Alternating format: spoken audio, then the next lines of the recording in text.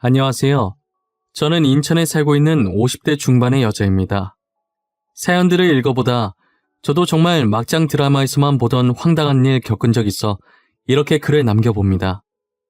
제가 이런 글을 쓸 줄은 상상도 못했었지만 어디에다 하소연할 곳이 없어서 이렇게 익명의 힘을 빌어 사연을 보내게 되었어요. 저는 정말이지 다시 태어난다면 시월드와 남아선호 사상이 없는 나라에 살고 싶습니다. 저희 시댁은 시월드 중에서도 역대급 시월드인 것 같아요. 시어머니께서는 아들이 아니면 아예 사람 취급을 하지 않으셨어요. 본인도 여성이면서 왜 이렇게 딸을 싫어하셨는지 모르겠습니다. 저와 동서는 비슷한 시기에 임신을 하게 되었어요. 저희가 임신하기 전까진 그렇게 시월드가 심하진 않았었거든요. 그래서 어머님이 남아선호 사상이 심한 분인 줄 몰랐어요. 하지만 임신을 한 기점으로부터 시어머니께서 본격적으로 시동을 거시더라고요. 한 번은 시어머니께서 꿈을 꿨는데 호랑이가 나왔다고 하시더라고요. 보통 호랑이 꿈은 태몽인데 그 중에서 아들 태몽이라고 하더라고요. 그러면서 저희 중에 소식 없냐고 물어봤었는데 동서가 최근 들어서 속이 자주 안 좋았대요. 시어머니께서는 임신일 수도 있으니 당장 가서 검사를 받아보라고 하셨어요. 그래서 동서가 병원에 갔는데 임신 5주차였다고 하더라고요. 시어머니는 동서가 아들을 가졌다면서 무척이나 좋아하셨어요. 그리고 이틀 후 시어머니께서 제게 전화를 거셨더라고요. 또 꿈을 꿨다고 하시면서 분명 태몽이라고 하시는 거예요. 첫째야, 혹시 무슨 소식 없니? 내가 꿈을 꿨는데 아무래도 태몽인 것 같구나. 둘째는 이미 임신했으니 이 꿈은 첫째 네 태몽인 것 같은데. 저요? 저는 속도 괜찮고 아무렇지도 않아요, 어머님. 혹시 어머님 주변에 임신하실 만한 사람 없으세요? 내가 꾼 태몽이 복숭아 태몽이라 딸아이 태몽 같거든. 나도 이게 다른 사람 태몽이었으면 좋겠는데 주변에 임신할 사람이라고는 첫째 너밖에 없어. 그래요? 아무 증상이 없긴 한데 일단 병원 가서 검사 받아볼게요. 제가 나중에 병원 갔다 와서 다시 연락드릴게요. 저는 시어머니의 전화를 받고 병원에 갔더니 정말 임신을 했더라고요. 그래서 바로 시어머니께 전화를 드렸었어요. 어머님, 저 첫째인데요. 정말 말씀처럼 임신이라고 하더라고요. 저도 동서랑 똑같이 이제 5주 차래요. 꿈이라는 게 참 신기해요. 정말 임신인 거야? 안 되는데. 그 꿈은 딸 낳는 꿈인데 왜 임신인 거야? 검사 다시 해봐라. 분명 잘못됐을 것이야. 왜 그러세요? 임신하면 좋은 거 아닌가요? 손자든 손녀든 다 어머님 핏줄인데 딸이면 어떻고 아들이면 어때요? 첫째 너 지금 무슨 말을 하는 거냐? 당연히 아들을 낳아야지. 딸 낳아서 뭐해? 딸은 아무짝에도 쓸모가 없어. 됐다. 그만 끊으마.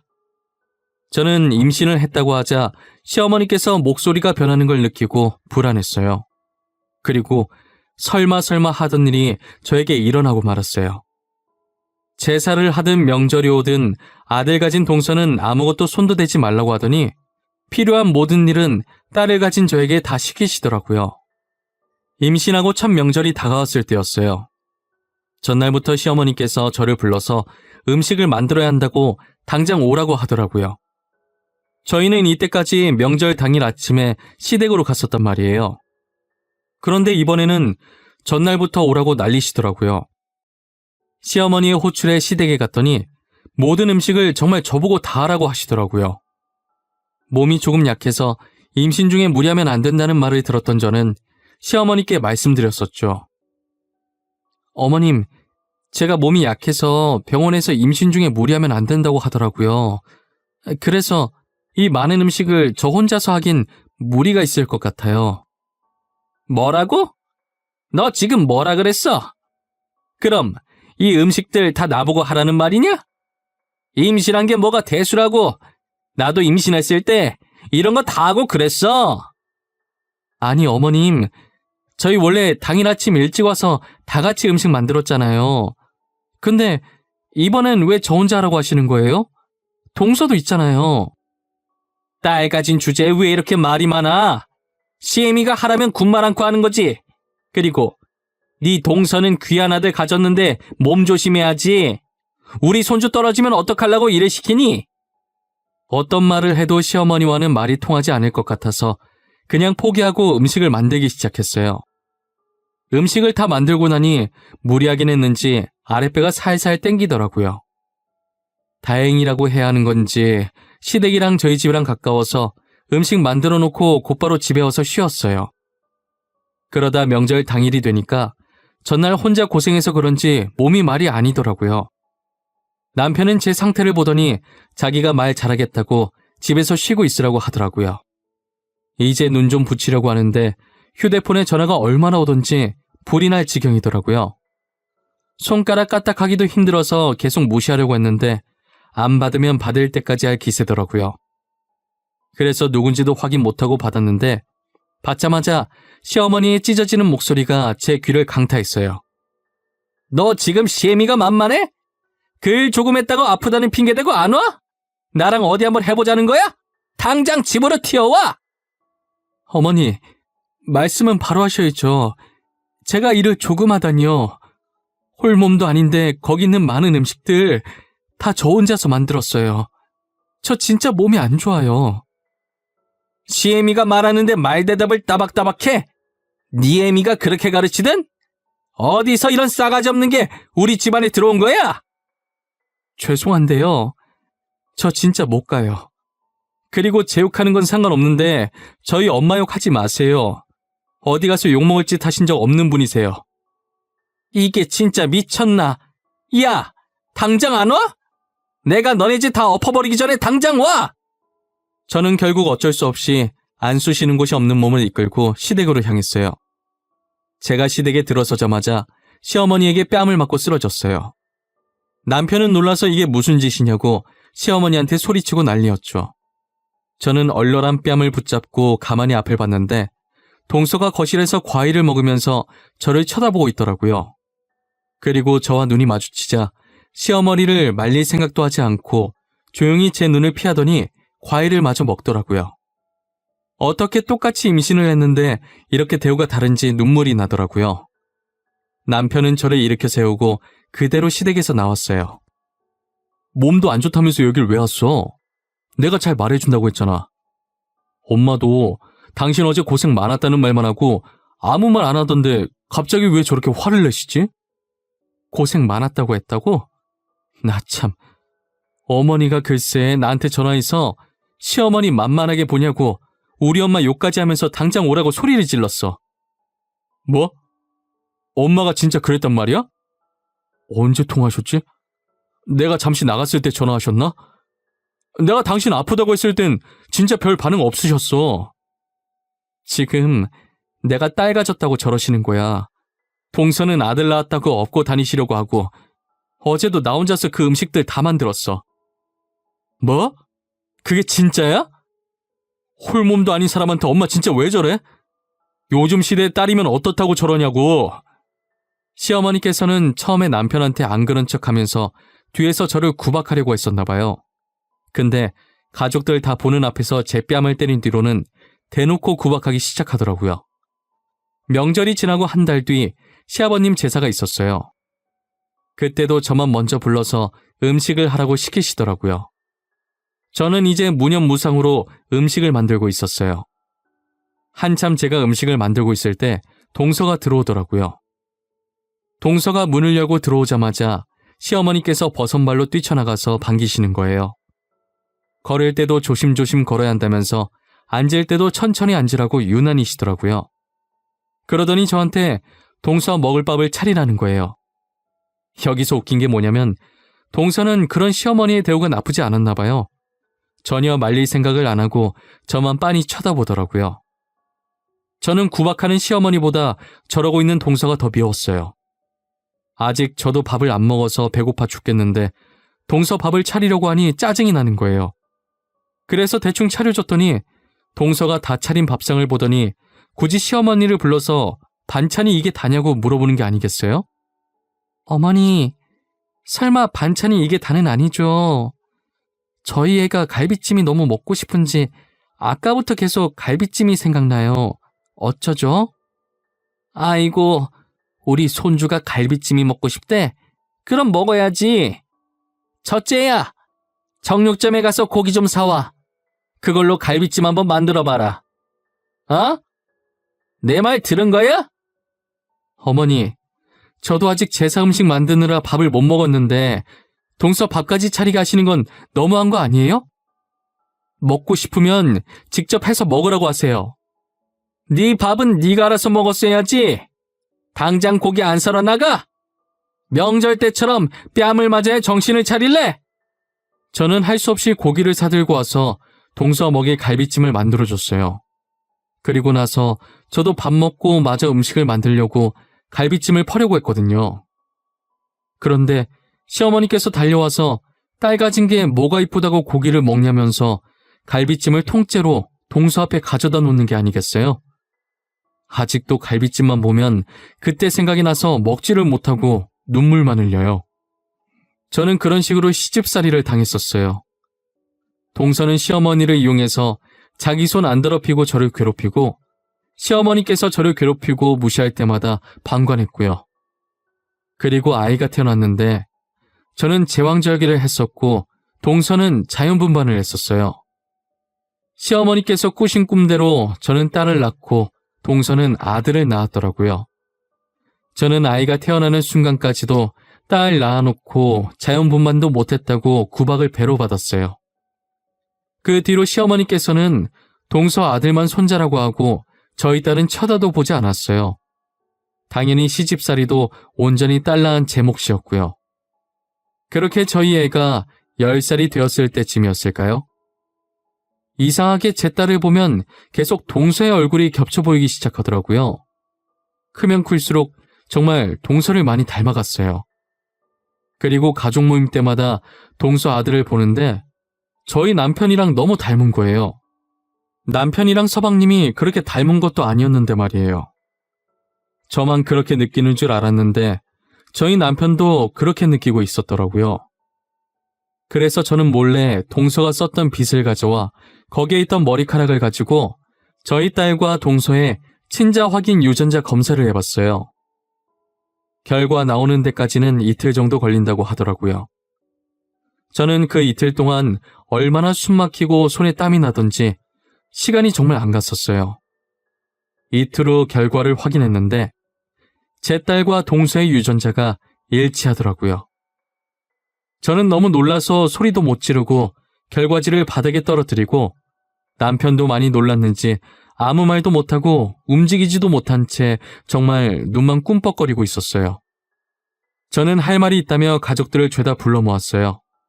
그리고 제가 조용히 유전자 검사 봉투를 바닥에 내려놓았어요. 동서는 봉투를 보자마자 굉장히 당황해 하더라고요. 네가 뭔데 우리한테 모여라 마라 명령하는 거야?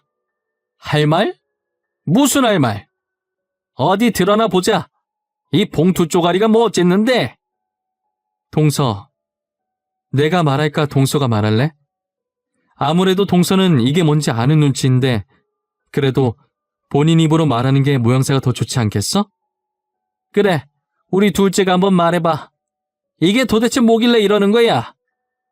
유전자 검사라고 적혀있는데 누가 누구랑 유전자 검사를 했다는 거냐? 그게... 어머니, 사실 제가요... 형님, 정말 죄송해요. 저도 무서워서 그랬어요. 정말 그러면 안 되는 거 아는데 저도 구박받는 게 너무 싫었어요.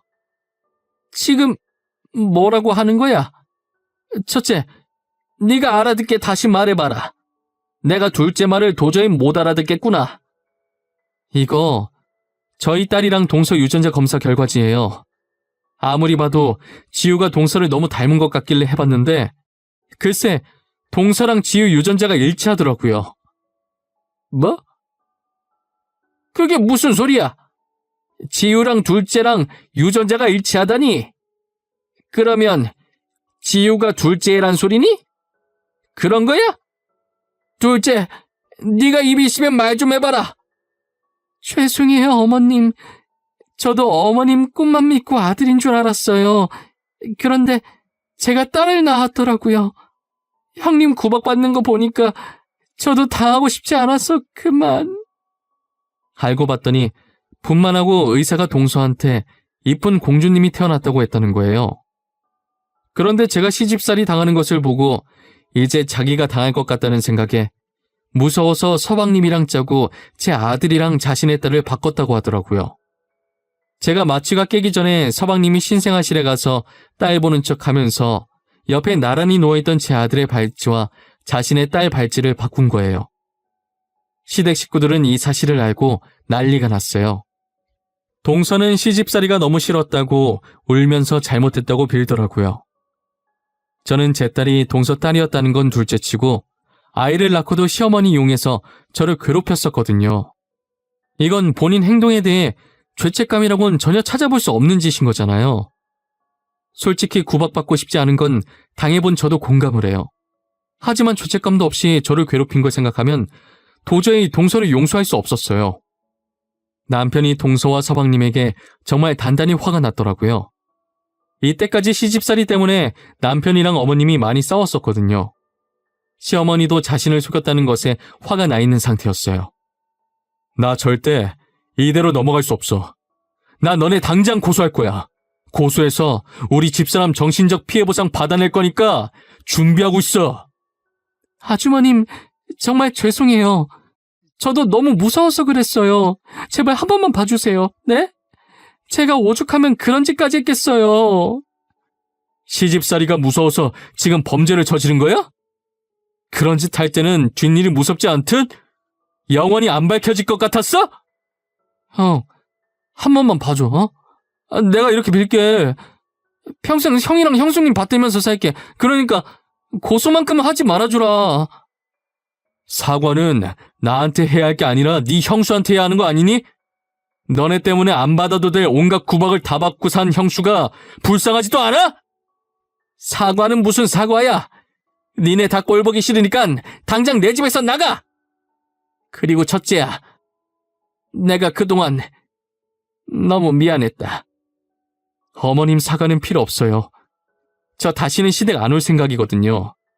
그리고 동선애한테는 제가 정신적 피해 보상을 받아야겠어요.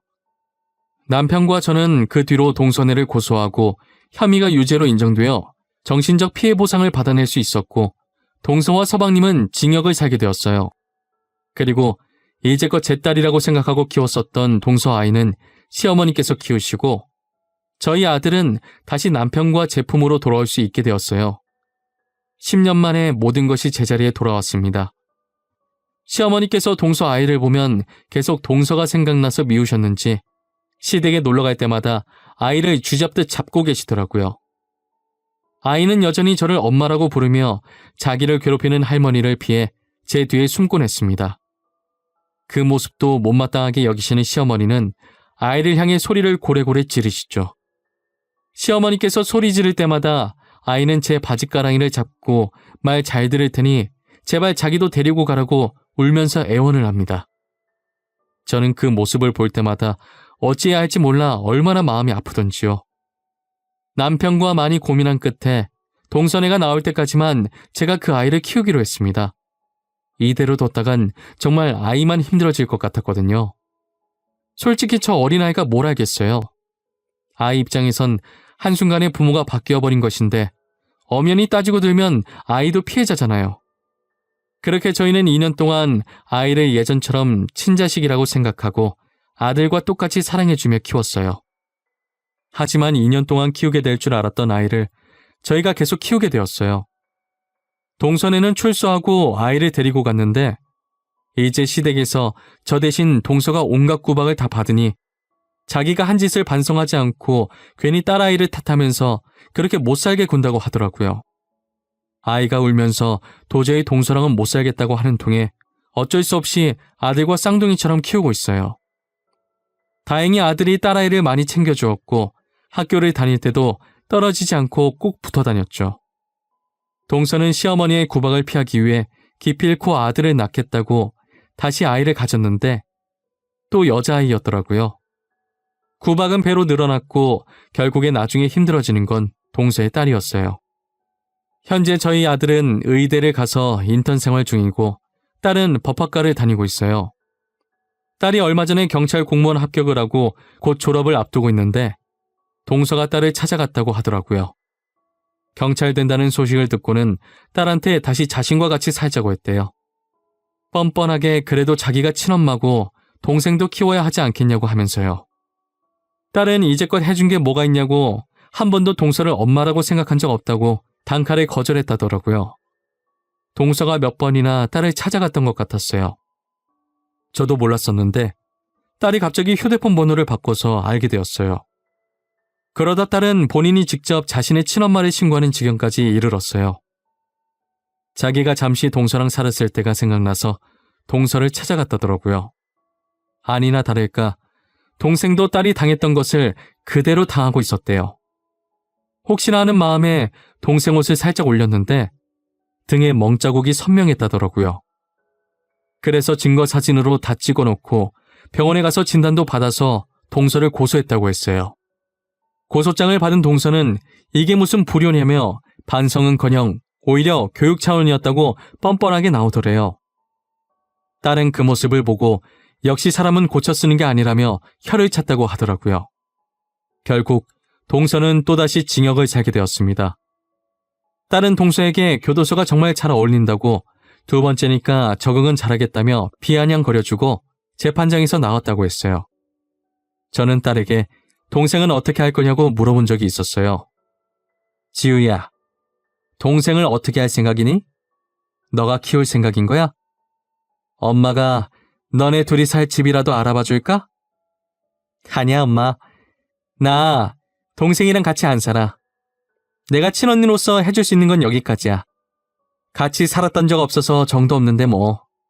그리고 작은 아빠 살아있는데 굳이 내가 뭐하러 걔를 키워?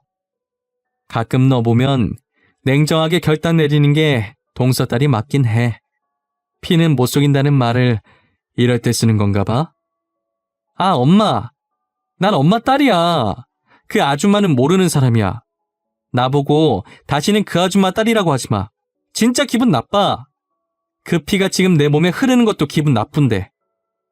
알겠어. 내가 미안해. 우리 지유, 내 딸 맞지? 애지중지 키운 내 딸. 앞으로 그런 말 진짜 안 할게. 이제 그 집구석 얘기도 안 할게. 저희 딸은 동서의 동망권에도 질색팔색을 합니다. 어렸을 때 받은 상처가 계속 생각날 텐데 그래도 이렇게 씩씩하고 멋있게 잘 커준 것이 얼마나 대견하고 기특한지 모릅니다.